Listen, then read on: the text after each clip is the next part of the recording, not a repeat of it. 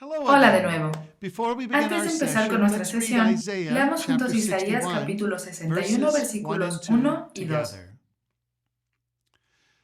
El Espíritu de Jehová, el Señor, está sobre mí, porque me ungió Jehová. Me ha enviado a predicar buenas nuevas a los abatidos, a vendar a los quebrantados de corazón, a publicar libertad a los cautivos y a los presos apertura de la cárcel, a proclamar el año de la buena voluntad de Jehová y el día de venganza del Dios nuestro, a consolar a todos los enlutados. Mientras que algunos de los versos más comúnmente citados de Isaías ven hacia el futuro, el mensaje del libro primero debe entenderse en su propio contexto histórico. Isaías habla sobre el pecado y la salvación tanto del pueblo de Dios como de las naciones, mostrando la apremiante necesidad de un Salvador.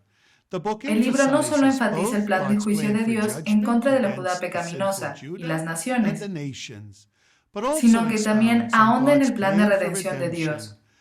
Isaías anticipa al Mesías venidero, su obra redentora y la adoración de Dios por todos. La figura del Mesías trae esperanza de redención. Él es el que redimirá al pueblo de Dios al sufrir por ellos, cargando con sus pecados y con sus iniquidades. Al hacer esto, el Mesías quitará el juicio sobre el mundo para todos los que creen en la obra de Dios por medio suyo. ¿Alguna vez han esperado algo por mucho tiempo? Al ver que eso se acerca, la anticipación aumenta. Por mucho tiempo, Dios había prometido salvación para su pueblo. Avancemos de la profecía de Isaías hasta el cuarto capítulo de Lucas, donde describe el ministerio de Jesús, comenzando en el templo. ¿Se han preguntado alguna vez por qué a Jesús se le pidió leer en el templo? ¿No es asombroso que él pudo ser capaz de leer su propia profecía en público, usando las tradiciones y herencia del pueblo judío para anunciar su misión? Para ver cómo sucedió esto, podría ayudar el entender el orden de un servicio ancestral de sinagoga. Tener un servicio de sinagoga requería la presencia de 10 varones adultos. En el servicio, el Shema era recitado de Deuteronomio, seguido de oraciones. Después de esto, la escritura era leída, comenzando con otra porción de la Torá, compuesta de los libros desde Génesis hasta Deuteronomio, pasando después a una sección de los profetas. Luego continuaban las instrucciones. A menudo el orador vinculaba los textos mediante la apelación a otros pasajes. Después, el servicio concluía con una bendición. Jesús parece hablar durante la lectura de los profetas. Él lee de Isaías capítulo 61, versículos 1 y 2, un pasaje que promete la venida de la salvación de Dios. Hagan una pausa en el video y lean la historia de Jesús en el templo, encontrada en Lucas capítulo 4, versículos 14 al 21.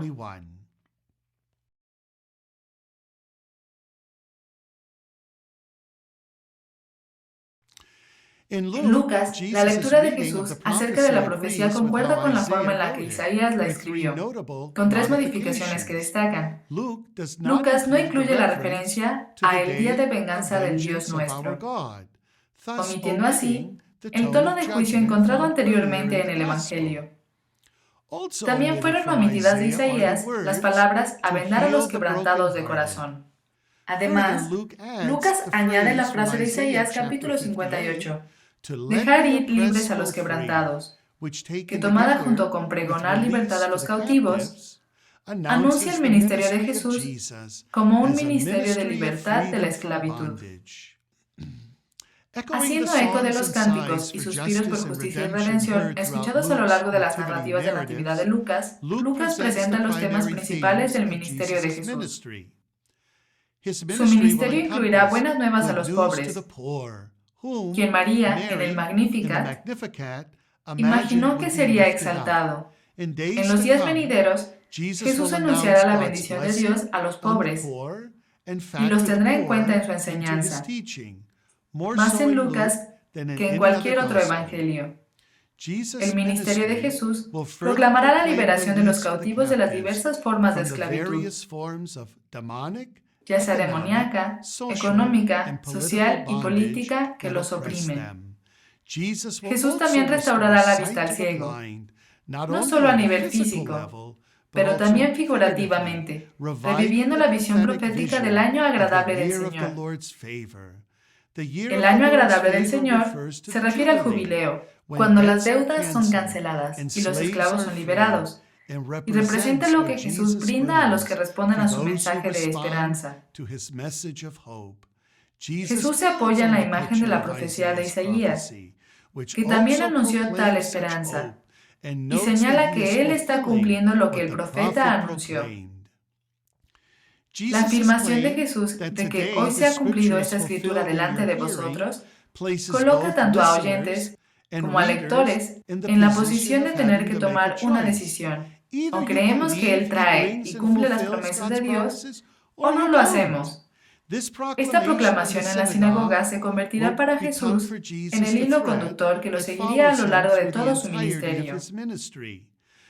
Cuando mensajeros de Juan el Bautista hacen la pregunta crítica del Evangelio, ¿eres tú el que había de venir o esperaremos a otro? Jesús probaría sus respuestas al reiterar la sustancia de lo que él declaró en la sinagoga. Id, haced saber a Juan lo que habéis visto y oído. Los ciegos ven, los cojos andan, los leprosos son limpiados, los sordos oyen, los muertos son resucitados, y a los pobres es anunciado el Evangelio. ¿Qué pasa con los versículos de Isaías y Lucas? ¿Son relevantes en nuestras vidas? Jesús acepta su llamado y lo cumple. Él hace esto de dos maneras: a través del poder y dones del Espíritu Santo y a través de la guía de la voluntad de su Padre. La profecía en Isaías empieza con: el Espíritu de Jehová, el Señor, está sobre mí. ¿No es interesante que Jesús, quien es el Hijo de Dios, hace referencia al poder del Espíritu Santo como algo tan importante para él? En Lucas leemos que Jesús volvió en el poder del Espíritu después de haber sido tentado en el desierto.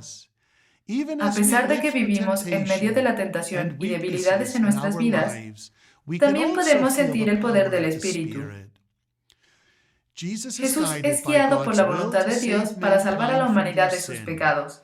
El llamado de Jesús lo puso en el medio del sufrimiento, dolor y rechazo, pero Él no se desanimó.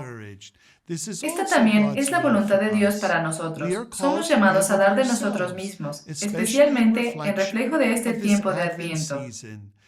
Esto será difícil, pero con la guía de Dios, con Jesús como nuestro ejemplo, y con el poder y los dones del Espíritu, podemos tomar a esta profecía de Jesús en Isaías como nuestra misión, dando buenas nuevas a los pobres, sanando a los quebrantados de corazón, a poner en libertad a los oprimidos, a consolar a todos los enlutados.